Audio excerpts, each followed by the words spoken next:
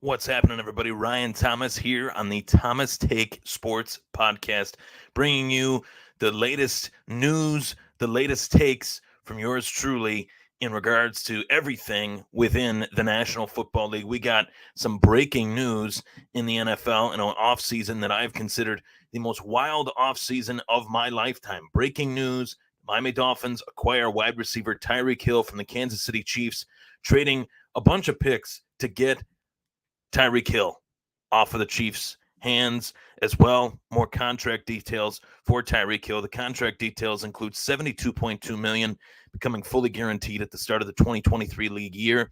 The other $52.235 million is spread out over the course of the um, the contract. It's a new 4-year deal with $120 million, including $72.2 million guaranteed, that becomes guaranteed after the 2023 season. So, of course, the Miami Dolphins are a team that the Buffalo Bills compete against twice a year, every year, as they have for many, many years. And I wanted to break this down. The other 52.535 million, I should say, is fully guaranteed at signing. So, um, this is a massive, massive contract, once again, for a player that is considered one of the best players at his position within the NFL. This offseason has been unbelievable over the course of the last few weeks or so. So I'm going to break it down: what this means for the Chiefs, what this means for the AFC East, the Buffalo Bills, what this means for the Miami Dolphins, as well as the new player that they acquired, Tyreek Hill. So, what does this trade mean for the AFC East? Now, the hierarchy of the AFC East is Buffalo, is Miami, is New England, is the Jets. And I looked at it that way going into this offseason, due in large part to the fact that, New England finished better than Miami in the AFC East. They were one game behind Buffalo. They made it very close with Buffalo in the AFC East. But New England, I knew, would be a little bit tongue-tied in terms of being able to approach players, signing them to long-term agreements based on the amount of money that they had paid, guys like Hunter Henry and Jonnu Smith over the course of last offseason. So this offseason, I knew that they wouldn't be able to make as many moves as they were last offseason, which would kind of lead me to believe, I should say, that Miami would be able to make more moves with the cap space that they have, with the capital that they have as far as draft picks. I thought that they'd be able to make some moves. Plus, anytime you fire one coach in Brian Flores and bring in a new coach in Mike McDaniel, it means to me, in the simple terms, it means to me that that new coach is going to want to put his stamp on the team, especially if he's an offensive-minded coach. Mike McDaniel spending many years in San Francisco under Kyle Shanahan, working the offense, and obviously leaving the team as the offensive coordinator to take the head coaching job with the Miami Dolphins. So offensively, Mike McDaniel wanted to put his fingerprints on this team, and there's no bigger or better way to do it than to bring in a player like Tyreek Hill, who is as talented as any wide receiver in the league, top 3 in the league at his position. But going from one team to another, things will change for Tyreek Hill. This isn't the same situation that Tyreek Hill was just in 24 hours ago. This is a very, very different situation that you have on your hands here, going from Kansas City to Miami.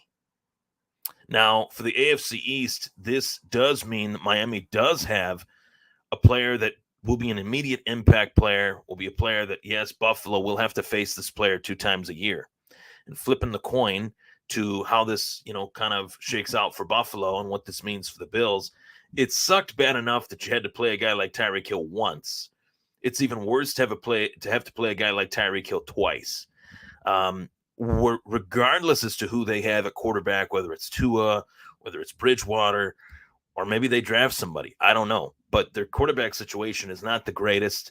It's not the situation that Tyreek Hill was just in, obviously, going from Patrick Mahomes, who is arguably the best in the league, to Tua or to Teddy Bridgewater, which I know for certain at some point during the season, Teddy Bridgewater will get a start for the Miami Dolphins, whether it's because Tua can't really be successful as the quarterback of the Dolphins, or whether it's Tua goes down, Teddy Bridgewater will start at some point for the Miami Dolphins. It's not that I believe in Teddy Bridgewater We know what Bridgewater is, but it's that I don't necessarily believe in Tua. So I feel like it's going to be very, very tough for Tyreek Hill to go from this hodgepodge group of quarterbacks being where he came from in Patrick Mahomes. And that's my next point in regards to Tyreek Hill. I think this ultimately will be looked back on and we'll say, well, how do we view this? How do we view Tyreek Hill's decision to ultimately go where the money was rather than stay in Kansas City? And Tyreek Hill had played in 2 Super Bowls, accomplished a lot as a Chiefs wideout. Obviously, became the player that he was largely due in large part to the fact that he had Pat Mahomes, Andy Reid, Travis Kelce, a great supporting cast around him for that team. But Tyreek Hill made a bad decision today.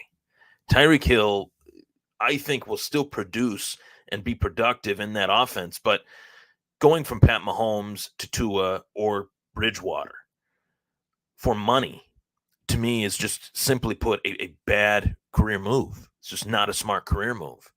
And I feel like this was one of those moves where a player wants X amount of dollars, the team and the player negotiate, and all of a sudden the negotiation just hit a complete roadblock and they couldn't get past it. And moving forward from that, it was just decided by the Kansas City Chiefs that, Tyreek Hill wants more money.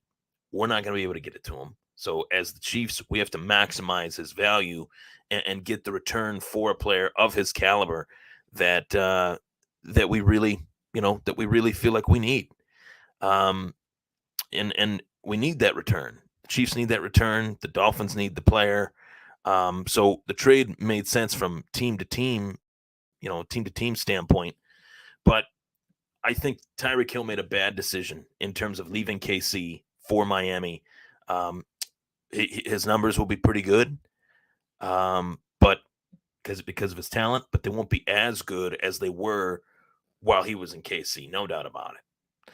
So, what does this mean for the Kansas City Chiefs as well? What does this mean for KC?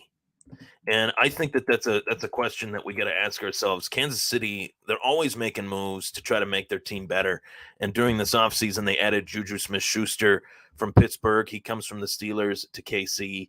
And you got Juju Smith-Schuster. You have Mecole Hardman, who is an untapped potential as a talent in the National Football League. And you also have Travis Kelce still in the fold. You saw KC rely a little bit more on that run game when Clyde Edwards-Helaire became healthy again. So those are the type of things that I expect to see from the Kansas City Chiefs. This season, I should say, heading into this season.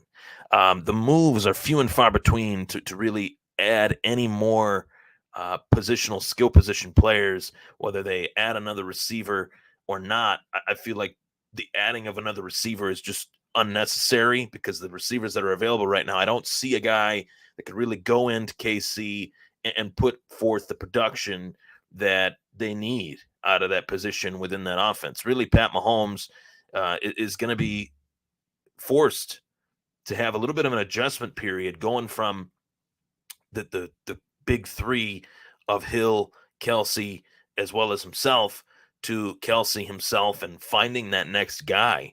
And yet could be Juju Smith-Schuster. That's an addition that I liked for the Chiefs. It's an addition that I liked for Juju Smith-Schuster's career, obviously, going from Pittsburgh to KC. But Juju Smith-Schuster has had, some injury issues. So whether or not he fills that spot, skill-wise, Juju Smith-Schuster and Tyreek Hill are two completely different players.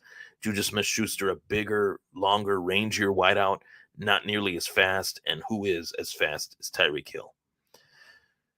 So what does this mean for Tyreek Hill's fantasy value? Fantasy value, Tyreek Hill has been one of the top 3 receivers in the NFL for fantasy, as well as in the NFL statistically.